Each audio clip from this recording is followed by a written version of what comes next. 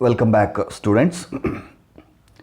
In this video, let us study the impact of international financial reporting standards on Indian companies. Does India follow international financial reporting standards? And from when it has started following? Is it mandatory? To understand all these concepts, let us study about adoptability or convergence. Is India adopting international financial reporting standards, or is it converging with the IFRS?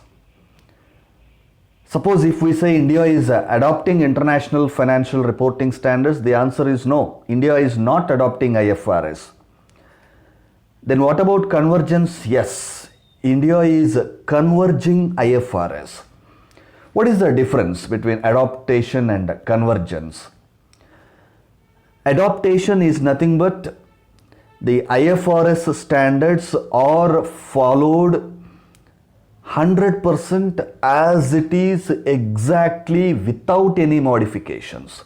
So, is India doing that? No. So, we can say that India is not adopting IFRS. That means India is not exactly following the same standards. Instead, what India is doing, India is converging itself into international financial reporting standards. ಏನಿದರ ಅರ್ಥ? IFRS ಅನ್ನು India follow ಮಾಡುತ್ತಾ ಅಂದರೆ follow ಮಾಡುತ್ತೆ, ಆದರೆ adapt ಮಾಡ್ಕೊಂಡಿದೆಯಾ converge ಮಾಡ್ಕೊಂಡಿದೆಯಾ ಅನ್ನೋ ಒಂದು ಪ್ರಶ್ನೆ ಬಂದಾಗ ಅಡಾಪ್ಟೇಷನ್ ಅಂದರೆ without any changes, without any modifications, IFRS as it is ಹೇಗಿದೆಯೋ ಇನ್ ಇಟ್ಸ್ ಒರಿಜಿನಲ್ ಫಾರಮ್ ಅದನ್ನೇ ನಾವು ಫಾಲೋ ಮಾಡ್ತಿದ್ದೀವ, ಅದನ್ನೇ ನಾವು ಬಳಕೆ ಮಾಡ್ತಿದ್ದೀವಿ ಅಂತಂದರೆ no. But we are converging ಅಂತಂದರೆ IFRS ಸ್ಟ್ಯಾಂಡರ್ಡ್ಸನ್ನು ಯಥಾವತ್ತಾಗಿ ನಾವು ಆ್ಯಸ್ ಇಟ್ ಈಸ್ ಆಗಿ ಬಳಸ್ಕೊಳ್ಳದೆ ಅದಕ್ಕೆ ಸಿಮಿಲರ್ ಆದಂತಹ ಕೆಲವು ಸ್ಟ್ಯಾಂಡರ್ಡ್ಸನ್ನು ನಾವು ತಯಾರಿ ಮಾಡಿಕೊಂಡು ಪ್ರತಿಯೊಂದು IFRS ಸ್ಟ್ಯಾಂಡರ್ಡ್ಗೂ ಕೂಡ ಸಿಮಿಲರ್ ಆದಂತಹ ಒಂದು ಇಂಡಿಯನ್ ಅಕೌಂಟಿಂಗ್ ಸ್ಟ್ಯಾಂಡರ್ಡ್ಸ್, ಅದನ್ನು ನಾವು ಇಂಡ್ AS ಅಂತ ಹೇಳಿ ಕರಿತೀವಿ. So IFRS is not as it is adopted into our accounting system. Instead we frame our own similar IFRS standards, ಅದನ್ನು ನಾವು Ind AS, Indian accounting standards in the short form Ind AS number 1, Ind AS number 2 ಅಂತ ಹೇಳಿ with our own modifications as per the Indian economic system and the existing economic situation in the country. So we set our own similar standards and exact ಆಗಿ 100% ಬಳಸ್ಕೊಳ್ಳೋದಿಲ್ಲ, but on the basis of IFRS standards only we prepare our Indian standards. So India is absolutely a member of International Accounting Standards Board. IFRS ಅನ್ನು follow ಮಾಡುತ್ತಾ ಅಂತಂದರೆ to some extent yes, but not exactly ಮಕ್ಕಿ ಅದನ್ನೇ ditto ತಗೊಂಡು follow ಮಾಡ್ತೀವಿ ಅಂತಂದರೆ ಮಾಡೋದಿಲ್ಲ. ಅದಕ್ಕೆ ಸಿಮಿಲರ್ ಆದಂತಹ ಒಂದು ಲೋಕಲೈಸ್ಡ್ ಇಂಡಿಯನ್ ಅಕೌಂಟಿಂಗ್ ಸ್ಟ್ಯಾಂಡರ್ಡ್ಸನ್ನು ನಾವು ಪ್ರಿಪೇರ್ ಮಾಡಿ ಅದನ್ನು ನಾವು ಬಳಕೆ ಮಾಡ್ತೀವಿ. So the question of adaptability or convergence of IFRS ಅಂತ ಬಂದಾಗ India is not adopting IFRS, but it is converging its local Indian accounting standards. ನಾವು ಯಾವಾಗಿಂದ ಇಂಡಿಯನ್ ಕಂಪನೀಸು IFRS ಅನ್ನು ಫಾಲೋ ಮಾಡ್ತಾ ಇದ್ದಾರೆ? Is it mandatory? Is it compulsorily? Is it compulsory on the part of every company or every business organization in India to follow IFRS ಅಂತಂದರೆ no, it was not mandatory earlier. Actually the first presence of international financial reporting standards started from the year 2014 or 15 actually. So 1st April 2015 ಇಂದ ಕೆಲವು companies, some big multinational corporations which are operating in India as well as other countries, they voluntarily started adopting IFRS. So ಯಾವ government norm ಬಂದಿಲ್ಲ, ಯಾವ government rule ಬಂದಿಲ್ಲ, companies ಎಲ್ಲೇನು IFRS standards ಪ್ರಕಾರನೇ accounting ಸ್ಟೇಟ್ಮೆಂಟ್ಸನ್ನು prepare ಮಾಡಬೇಕು ಅನ್ನೋ ರೂಲ್ ಏನೂ ಬಂದಿಲ್ಲ. But From 1st April 2015, certain major corporations, they voluntarily started. So there was no compulsory, but ವಾಲಂಟರಿಯಾಗಿ ಅವರು ಇಷ್ಟಪಟ್ಟು ಅದರ ಬೆನಿಫಿಟ್ಸ್ ತಗೋಬೇಕು ಅನ್ನೋಂತಹ ಕಂಪನಿಗಳು they started adopting IFRS standards into their accounting system. That happened from 1st April 2015. Then from 1st April 2016, 1st April 2016 anna the government has made mandatory for some companies. Compulsory ಮಾಡ್ತು, ಆದರೆ ಎಲ್ಲ ಕಂಪನೀಸ್ಗಳಿಗೂ ಅಲ್ಲ. ಯಾವ ಕಂಪನೀಸ್ಗೆ IFRS mandatory ಅಂತ ಮಾಡ್ತು ಅಂತಂದರೆ, from 1st April 2016, all those companies whose net worth is more than 500 crore rupees. ಯಾವ ಕಂಪನಿಗಳ ನೆಟ್ ವರ್ತ್, ಯಾವ ಕಂಪನಿಗಳ net worth, that means the total assets minus liabilities.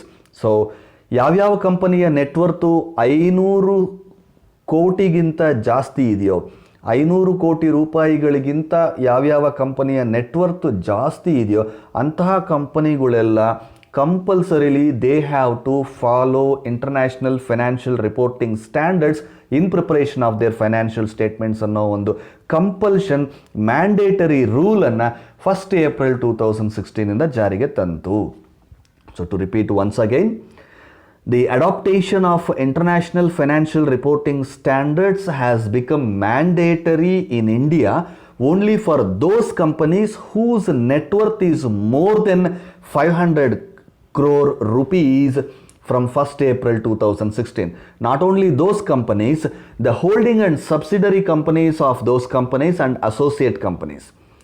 ಈ ಯಾವ್ಯಾವ ಕಂಪನಿಯ ನೆಟ್ವರ್ತು 500 crore rupeesಗಿಂತ ಜಾಸ್ತಿ ಇರುತ್ತೋ ಆ ಕಂಪನೀಸ್ IFRS ಅನ್ನು ಫಾಲೋ ಮಾಡೋದ್ರ ಜೊತೆಗೆ ಅದರ holding companies, subsidiary companies, joint venture ಮಾಡಿರುವಂತಹ ಕಂಪನೀಸು ಪ್ಲಸ್ ಅಸೋಸಿಯೇಟ್ ಕಂಪನೀಸು ಇವೆಲ್ಲ ಕೂಡ IFRS ಅನ್ನು ಮ್ಯಾಂಡೇಟರಿಯಾಗಿ ಫಾಲೋ ಮಾಡಲೇಬೇಕು. ಇದು ಯಾವಾಗಿಂದ? 1st April 2016ಇಂದ. Next 1st April 2017 ಆದಮೇಲೆ April 1st 2017ಇಂದ ಈ ಒಂದು ಮ್ಯಾಂಡೇಟರಿ ರಿಕ್ವೈರ್ಮೆಂಟನ್ನು ಇನ್ನೊಂದು ಸ್ವಲ್ಪ ವಿಸ್ತಾರ ಮಾಡ್ತಾರೆ. ಕಂಪನೀಸು ಯಾವ್ಯಾವ ಕಂಪನಿಯ ಈಕ್ವಿಟಿ ಶೇರ್ಸು ಅಥವಾ debentures, the equity shares or debentures of those companies which are either listed in Indian stock exchanges or any outside foreign stock exchanges. Listed companies, simply ಹೇಳಬೇಕಾದ್ರೆ listed companies, ಆ ಕಂಪನಿಯ shares ಅಥವಾ debentures stock ಎಕ್ಸ್ಚೇಂಜಲ್ಲಿ list ಆಗಿದ್ರೆ ಅದನ್ನು ನಾವು listed companies ಅಂತ ಹೇಳಿ ಕರಿತೀವಿ. ಸೊ ಲಿಸ್ಟೆಡ್ ಕಂಪನೀಸ್ ಎಲ್ಲನೂ ಮ್ಯಾಂಡೇಟರಿಯಾಗಿ IFRS ಸಿಸ್ಟಮನ್ನು ಫಾಲೋ ಮಾಡಲೇಬೇಕು. ಯಾವಾಗಿಂದ? 1st April 2017ಇಂದ ಈ ಮ್ಯಾಂಡೇಟರಿ ರೂಲ್ ನಮಗೆ ಜಾರಿಗೆ ಬಂತು. ಸೊ ಈಗ ಡ್ಯುಯಲ್ ಕಂಡೀಷನ್ಸ್ ಬಂತು. ಒಂದೇನು, 500 crores ಜಾಸ್ತಿ ನೆಟ್ವರ್ತ್ ಇರುವಂತಹ ಕಂಪನೀಸು IFRS ಅನ್ನು ಫಾಲೋ ಮಾಡಬೇಕು.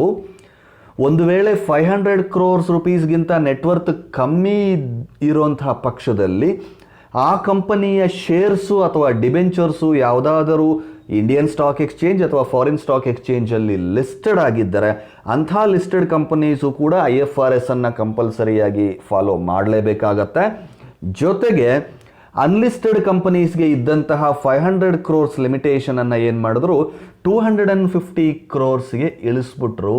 ನೋಡಿ, 1st April 2016 ಹೇಳ್ತಾರೆ ಯಾವ್ಯಾವ ಕಂಪನಿಯ ನೆಟ್ವರ್ತು 500 crores ಜಾಸ್ತಿ ಇರುತ್ತೋ ಅವರು IFRS ಅನ್ನು ಮ್ಯಾಂಡೇಟರಿಯಾಗಿ ಕಂಪಲ್ಸರಿಯಾಗಿ ಫಾಲೋ ಮಾಡಬೇಕು ಅಂತ 2016 ಹೇಳಿದ್ದರು.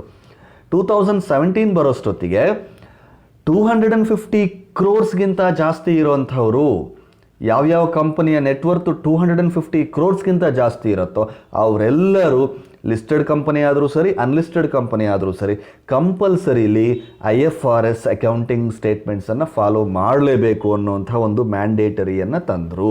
ಜೊತೆಗೆ ಈ ಕಂಪನಿಗಳ ಹೋಲ್ಡಿಂಗು, ಸಬ್ಸಿಡರಿ, ಜಾಯಿಂಟ್ ವೆಂಚರ್ ಮತ್ತು ಅಸೋಸಿಯೇಟ್ ಕಂಪನೀಸ್ ಇವುಗಳು ಕೂಡ IFRS ಸಿಸ್ಟಮನ್ನು ಅಡಾಪ್ಟೇಷನ್ ಮಾಡಿಕೊಳ್ಳೇಬೇಕಾದಂಥ ಒಂದು ಮ್ಯಾಂಡೇಟರಿ ಸ್ಥಿತಿಯನ್ನು ಇಂಡಿಯಾದಲ್ಲಿ ತರಲಾಯಿತು. ಸೊ ಸಿಂಪಲ್ ಆಗಿ ಕನ್ಕ್ಲೂಡ್ ಮಾಡಬೇಕಾದ್ರೆ 1st April 2015ಇಂದ ನಮಗೆ IFRS ಭಾರತದಲ್ಲಿ ಬಳಸೋಂತಹ ಒಂದು ಸಿಚುವೇಶನ್ ಬಂತು. ಇನಿಷಿಯಲಿ 2015 ಮ್ಯಾಂಡೇಟರಿ ಸಿಚುವೇಶನ್ಸ್ ಏನು ಇರಲಿಲ್ಲ, ಕಂಪಲ್ಸರಿ ಇರಲಿಲ್ಲ. ಬಟ್ ಕೆಲವು ಕಂಪನೀಸು ವಾಲಂಟರಿಯಾಗಿ ಅವರು ಇಷ್ಟಪಟ್ಟು IFRS ಅನ್ನು ಫಾಲೋ ಮಾಡ್ತಾಯಿದ್ರು. 2016 ಅಂದರೆ 2016-17 ಫಿನಾನ್ಷಿಯಲ್ ಇಯರ್ ಬರೋಷ್ಟೊತ್ತಿಗೆ 500 crores ನೆಟ್ವರ್ತ್ ಜಾಸ್ತಿ ಇರುವಂತಹ ಕಂಪನಿಗಳು, ಅವುಗಳ ಹೋಲ್ಡಿಂಗು, ಸಬ್ಸಿಡರಿ, ಜಾಯಿಂಟ್ ವೆಂಚರ್ ಮತ್ತು ಅಸೋಸಿಯೇಟ್ ಕಂಪನೀಸ್ ಎಲ್ಲವೂ ಕೂಡ ಕಂಪಲ್ಸರಿಯಾಗಿ IFRS ಅನ್ನು ಫಾಲೋ ಮಾಡಲೇಬೇಕು ಅನ್ನುವಂಥ ಒಂದು ಮ್ಯಾಂಡೇಟರಿ ಕಂಡೀಷನ್ನ ತರಲಾಯಿತು. 2017 ಬರೋಷ್ಟೊತ್ತಿಗೆ ಈ 500 crores-ಅನ್ನು 250 crores ಅಂತ ಮಾಡ್ತಾರೆ. ಜೊತೆಗೆ 500 crores ನೆಟ್ವರ್ತ್ ಕಮ್ಮಿ ಇರುವಂತಹ ಲಿಸ್ಟೆಡ್ ಕಂಪನೀಸ್ ಅಂದರೆ ಆ ಕಂಪನಿಯ ಈಕ್ವಿಟಿ ಶೇರ್ಸು ಅಥವಾ ಡಿಬೆಂಚರ್ಸು ಲೋಕಲ್ ಇಂಡಿಯನ್ ಸ್ಟಾಕ್ ಎಕ್ಸ್ಚೇಂಜಸ್ಸಲ್ಲಿ ಅಥವಾ ಫಾರಿನ್ ಸ್ಟಾಕ್ ಎಕ್ಸ್ಚೇಂಜಸ್ಸಲ್ಲಿ ಎಲ್ಲೇ ಲಿಸ್ಟ್ ಆಗಿದ್ದರೂ ಕೂಡ ಅವರು IFRS ಸಿಸ್ಟಮನ್ನು ಫಾಲೋ ಮಾಡಲೇಬೇಕು ಅನ್ನುವಂಥ ಒಂದು ಮ್ಯಾಂಡೇಟರಿ ರೂಲನ್ನು ತರಲಾಯಿತು.